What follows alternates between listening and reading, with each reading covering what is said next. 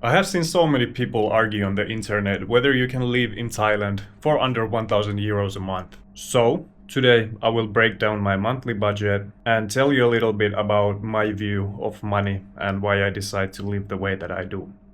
Watch till the end because the prices will surprise you. Let's go. Let's start with the rent.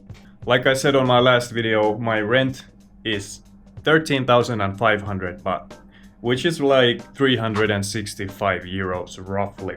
And on top of that, the water and electricity is another 44 euros roughly a month.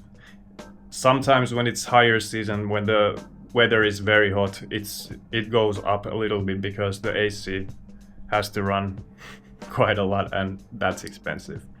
Living the way that I do, it requires some sacrifice. In my opinion, it's not even a sacrifice, but let me give you an example. I don't have an internet on my phone. I don't.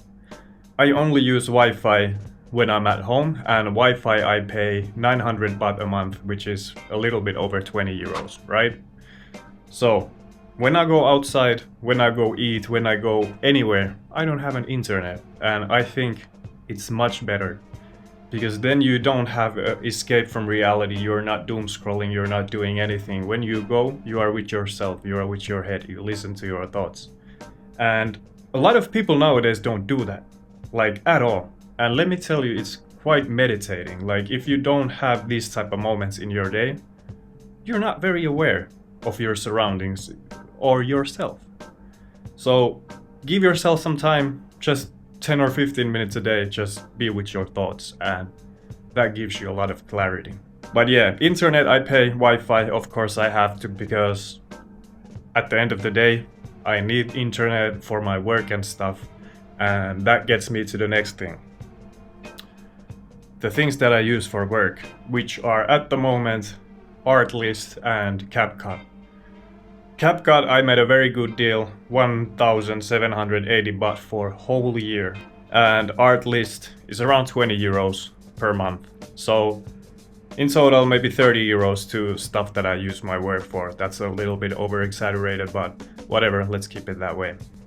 But those are the necessary things that I have to have: electricity, water, internet, and the stuff that I work with, right? Of course food too, but let's get to that later. So transportation is very usually a big fee in Bangkok, but I don't really use it at all. Like, I don't really go anywhere from home other than eat, and sometimes we go eat shabu with my girlfriend or have a date night or stuff like that, or I have to go get some medicine, but that's all about it. And usually when we move, in our home area at least, we just use a motorbike, which is my girlfriend's motorbike, and what you have to pay for that is the gasoline and maintenance fees. So yeah, transportation is not really even in my budget because I rarely use it. But let's give an example. If I go to the Centrum, that will be around 200 baht to get back and forth, and that's without taxis. Driving to the BTS station, taking a ticket, going back and forth, driving back home. Not a big deal, but I don't include that in the monthly budget because that doesn't happen every month. I really do live a simple life because I kind of like it that way. I used to think that material makes you happy and makes you feel like you are worth something and stuff like that, but kind of over time I learned that it's not true. It's not true. Trust me, I used to be the idiot that has Louis V bags and jewelry and designer stuff and nice cars and blah blah blah.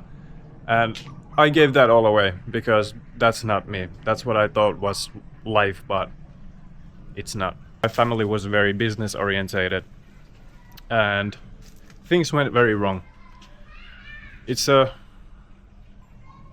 very weird thing nowadays that I think about it, that people give their health to achieve money, and when they have money they want to give that money to get their health back. But you know, that transaction doesn't work, does it? So why chase money when health is the real value in life?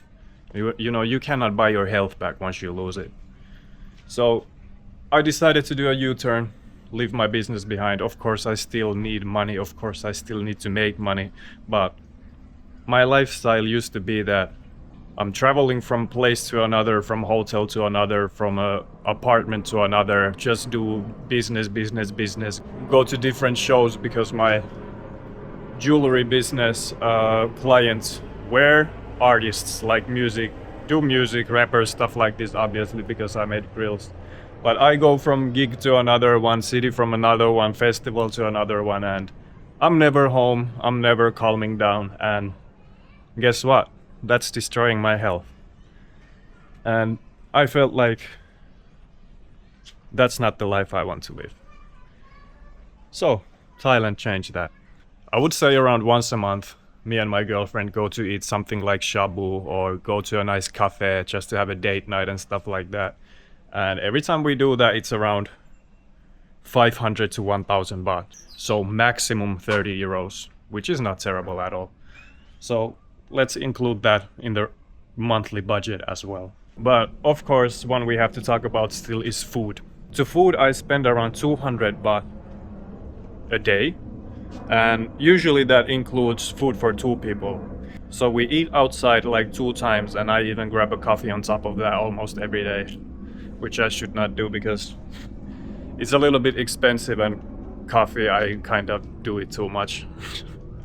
In other words, I spend around 160 euros to food, and oftentimes that includes 2 people. And the thing is that everybody says that you cannot live in Thailand for under 1000 euros. It comes down to your choices. It comes down to your awareness in Thailand. How aware are you? What prices are you paying? What is the area you live in? And here's the twist. I don't even spend 1000 euros. I spend around 700 euros maximum every month. 700. I guess that seals the 1000 euro argument. Every time I see people defending the fact that you cannot live in Thailand for under 1000 euro, it's not true. It's just not true. Okay, let's include my health insurance as well. 420 euros a year, 30 euros a month. And well, that's not the best coverage. It's emergencies only, so to speak. So if I crash a motorbike and I need treatment, then I get it from a public hospital. I guess that's kind of like a minimum insurance you should have. And I would like to upgrade it, but the price gap is very big, very big.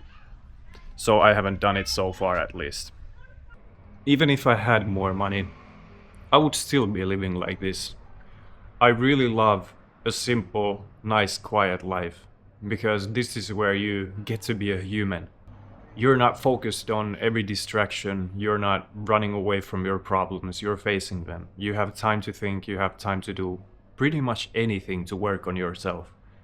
And I eliminated all the chaos from around me because I used to be a child of chaos. I grew up in chaos, my life was chaos, everything was chaos. I'm sorry about the kids.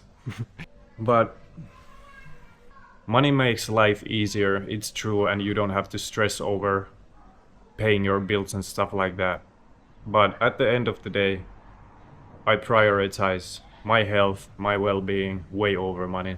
I really don't want to stress too much about it. At the end of the day, I still get my bills paid, I still have the house, I still have food in my mouth. What else do I need? Everything else is extra, you know, like when you live simple, you just tend to be happier. That's the way I feel. I used to have everything, and all it did was make me feel more empty.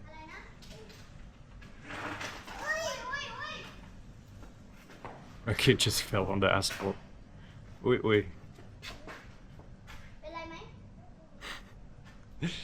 Yeah, that's the only chaos we have around here, is the kids on the street, but they're adorable. Every time they see me, they yell, "Oh, Falang! Falang, Falang!"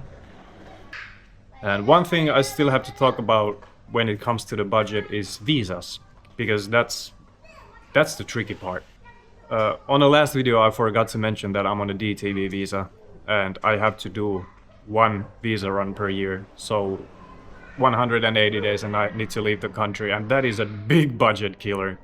Like last time we went to Vietnam and I spent, how much I spent? And in total I spent like maybe 700 euros. But the thing is I took my girlfriend with me, so I could have done it cheaper, but I promised my girlfriend to take her out of Thailand for the first time ever, and I did. So very happy about that. Very, very happy about that. It all comes down to planning. It all comes down to your standards and what type of lifestyle you choose. If you think you want more luxury, you want more services, and you want to eat Western food, yeah, your budget will be much higher. I don't remember when I have last eaten Western food. It was in Vietnam. Yeah, in Vietnam I ate one time pasta, but before that it's over 1 year that I ate Western food, only Thai food. 700 euros a month, so I think this video will end the argument about not being able to live under 1000 euros a month. It's possible, but it requires planning.